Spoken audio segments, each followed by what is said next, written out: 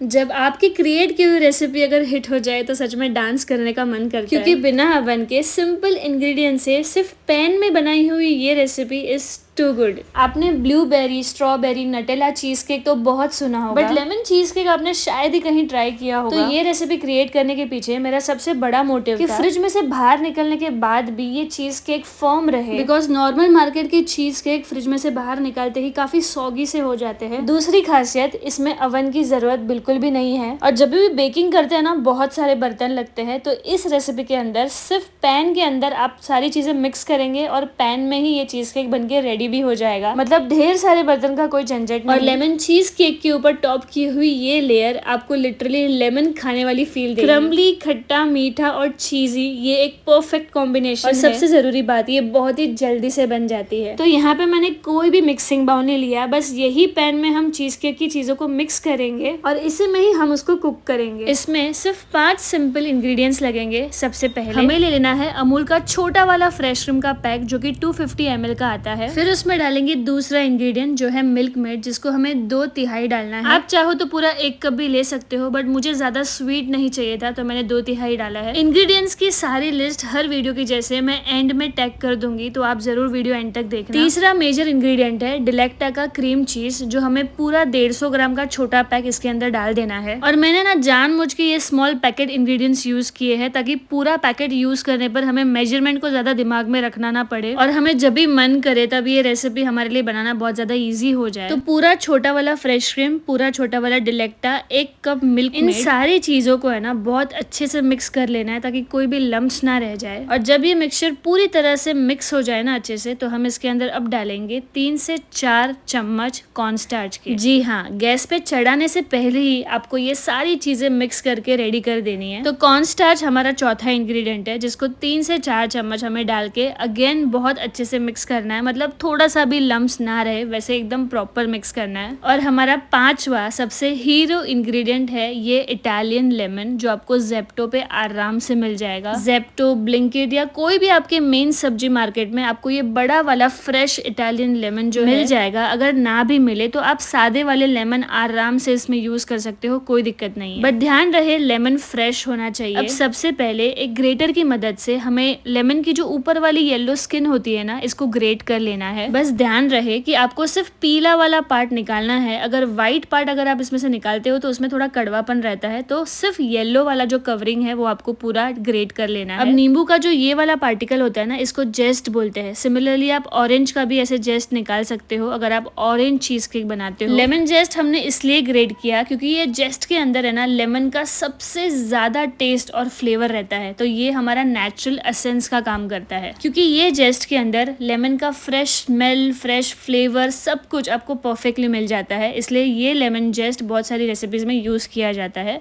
Lemon को मैंने 2 part में कट कर दिया और पूरा तरह से इसको एक कप में निचोड़ लेना है। अब मैंने यहाँ पे अगेन रेसिपी को सिंपल रखने के लिए एक ही इटालियन लेमन का यूज किया है। नॉर्मल लेमन में और इटालियन लेमन में ये फर्क होता है कि इटालियन लेमन थोड़ा खट्टा और मीठा रहता है, और हमारा जो लेमन रहता है ना वो ज्यादा खट्टे की ओर रहता है। तो जितना भी जूस मैंने निकाला है ना, वो सारा का सारा इसमें मैंने छान लिया है। मैंने थोड़ा सा रखा है बाद के लिए, बिकॉज मुझे जेली बनाना है, बट जेली तो हम नॉर्मल वाले लेमन से भी बना सकते हैं। तो आप पूरा लेमन जूस इसके अंदर डाल सकते हो, इससे हमारे चीज क्रीम में बहुत ही अच्छा टेस्ट आएगा। लेमन जूस के बाद है ना थोड़ा 1 टेबल स्पून या फिर 1 चम्मच भर के आप इसके अंदर लेमन का जेस्ट भी डाल देना, ताकि हमें इसके अंदर कोई भी आर्टिफिशियल लेमन फ्लेवर या लेमन एसेंस की जरूरत ही ना पड़े। अगर आपके पास इटालियन लेमन ना होना तो आप छोटे वाले लेमन का भी ऐसे जेस्ट निकाल के इसके अंदर डाल के अच्छे से मिक्स कर सकते हैं। सारी चीजें अच्छे से मिक्स करने के बाद हम इसको गैस पे चढ़ाएंगे और उसको अच्छे से मिलाते हुए, मिक्स करते हुए कुक करना है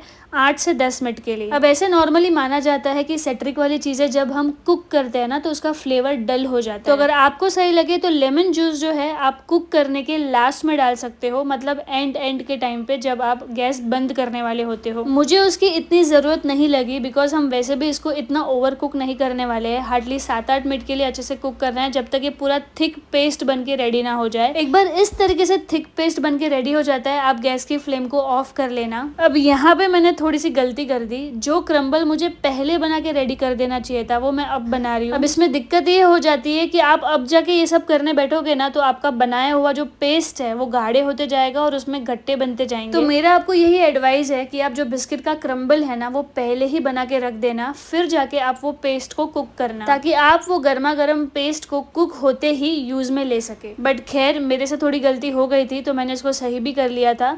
अब मैंने ना बिस्कॉफ और न्यूट्री चॉइस ये बिस्किट मेरे पास पड़ी हुई थी, दोनों का पूरा पैकेट ले लिया, उसको बहुत अच्छे से छूरा कर दिया। घी डाल सकते हैं, बटर डाल सकते हैं, जो आपकी मर्जी। पर बिस्किट्स को है ना अच्छे से बाइंड होने तक हमें उसके अंदर घी या बटर डालना है, ताकि हमारा नीचे का बेस जो है ना बिल्कुल भी ड्राई ना लगे और एकदम स्टिफ रहे। आप है ना अपने घर का कोई भी बर्तन या फिर कोई भी ऐसे फ्लैट डब्बा ले ले जिसको आप अच्छे से घी से ग्रीस कर दे। अब बेकिंग पेपर यूज करना ऑप्शनल है, बट मैंने यहाँ पे यूज किया है। आप चाहो तो इस तरीके से इसको इस्तेमाल कर सकते हो। स्क्वायर में कट करके इसको है ना पूरी तरह से फोल्ड कर लेना है, एक पॉइंट पकड़ के फोल्ड करने के बाद आप इसका मेजरमेंट ले ले। जैसे हम सर्कल का रेडियस मापते हैं ना उतना लेके हमें उसकी साइज के हिसाब से कट कर देना है, और ये आप अपने डब्बे के अंदर या फिर कोई भी टिन के अंदर बिछा सकते हैं। और अगर ये ना भी हो तो भी कोई बात नहीं, आप स्किप कर सकते हैं। अब जितना भी बिस्किट का हमने क्रश बना के रेडी किया हुआ है ना वो सारा आप इसके अंदर बिछा दीजिए, और उसको एक कटोरी की मदद से, जो फ्लैट कटोरी होती है या फिर कोई भी स्पैचुला की मदद से आप इसको दबाते हुए एकदम फर्म बेस बना के रेडी कर देना। आप इसमें कोई भी डाइजेस्टिव बिस्किट्स का यूज कर सकते हैं। अगर इसमें मोयन अच्छा होगा तो आपका ये क्रम्बल जो है वो जल्दी से बिखरेगा नहीं। अब ये सब करते करते मुझे 10 मिनट हो गया था, तो यहाँ पे जो मेरी चीज क्रीम बना के रखी हुई थी वो ठंडी होकर थोड़ी सी स्टिफ हो चुकी थी, तो मैंने दोबारा से गैस की फ्लेम को ऑन किया और स्लो गैस पे उसको अच्छे से मिलाते गई। दोबारा करने में सच में लम्स हो जाते हैं, तो भाई आप अवॉइड करना। मैंने बहुत मुश्किल से इसको सही किया, बट अगर गलती से कभी ऐसा हो भी गया तो आप इसको वापस से गैस चला के इसको हिलाते हुए मिलाएंगे ना तो ये पहले जैसे लिक्विड टेक्सचर में वापस आ जाएगा। भाई ध्यान रहे, ये इसको गर्म करते वक्त दूध या पानी कुछ भी नहीं मिलाना है, बस ये पेस्ट जो 5 चीजों से बना है वो वैसे ही रहेगा,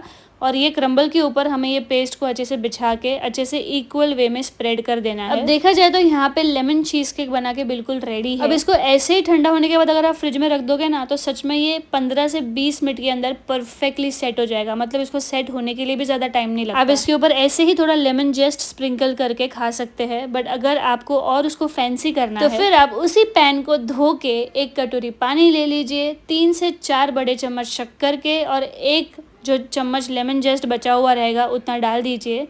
मैंने यहाँ पे येलो लेमन फूड कलर डाला हुआ है, अगर आपको अवॉइड करना है तो आप हल्दी भी डाल सकते हैं। 1 टेबलस्पून अगर पाउडर डाल देना है। वेज अगर पाउडर जेली बनाने के काम में आता है तो आप इसके अंदर डाल दे। सारी चीजों को अच्छे से मिक्स कर देना। एंड अगेन ये सारी चीजें हमें गैस पे चढ़ाने से पहले ही बहुत अच्छे से मिक्स करनी है। ये लेमन की कोटिंग बनाते वक्त भी अगर आप चाहो ना तो लेमन के जूस को कुक करने के लास्ट में डाल सकते हो, मतलब एंड में, ताकि आपका जो लेमन कोटिंग का फ्लेवर है वो और ज़्यादा शार्प हो। मैंने यहाँ पे पहले से ही डाल के कुक किया है, बट मुझे रिजल्ट बहुत ही अच्छा मिला है। मतलब ज़्यादा कुछ फ़र्क मुझे समझ में आया नहीं, क्योंकि जब मैंने वो कोटिंग चखी थी तो उसमें परफेक्ट खट्टा मीठा वाला फ्लेवर आ रहा था। अब कुक करके आखिर में भी इसको डाल सकते हैं। अब यहाँ पे गैस को बंद कर देना है और चीज़ केक के ऊपर हमें इसको पूरा पोर कर देना है। अगर आपका ये लेमन का मिक्सचर अच्छे से कुक हुआ रहेगा ना तो जैसे ही आप इसको चीज़ क्रीम के ऊपर पोर करोगे कुछ सेकेंड्स में ही आप नोट करोगे जो इसका फर्मनेस है और फॉर्म है वो होल्ड कर लिया है। ये बिल्कुल भी लिक्विड की तरह फ्लो नहीं हो रहा है। अब मैं इसको कवर करूंगी और थोड़ा सा फ्रिज में सेट करने के लिए रखूंगी। और जैसे मैंने आपको कहा ये actually instant cheese cake recipe है, जिसको आप टार्ट भी बुला सकते हो या फिर लेमन चीज फज भी बुला सकते हो, क्योंकि बाकी चीज केक की तरह इसको 7 से 8 घंटे सेट होने के लिए नहीं लगते। ये मैक्सिमम आधे 1 घंटे में एकदम अच्छे से सेट हो जाती है। और अगर आप एक नाइट पहले बना के रखते हो और ओवरनाइट फ्रीज करते हो तो और भी बढ़िया। 10 साल पहले मायापुर में मैंने महाप्रसाद में लेमन टार्ट खाया था। वो स्वाद मेरे मुंह में ऐसा रह गया था कि मुझे उसके हूबहू कुछ क्रिएट करना था। तो फाइनली ये रेसिपी जो बहुत ही सिंपल है, ना कोई ओवन की जरूरत है ना बहुत लंबे समय तक इसको फ्रीज करने की जरूरत है। आई एम सॉरी ये वीडियो में जरा ज्यादा चपट हो गया, बट मुझे आपको हर चीज अच्छे से समझानी थी। But thank you so much for watching. Do try it out. Radhe Radhe.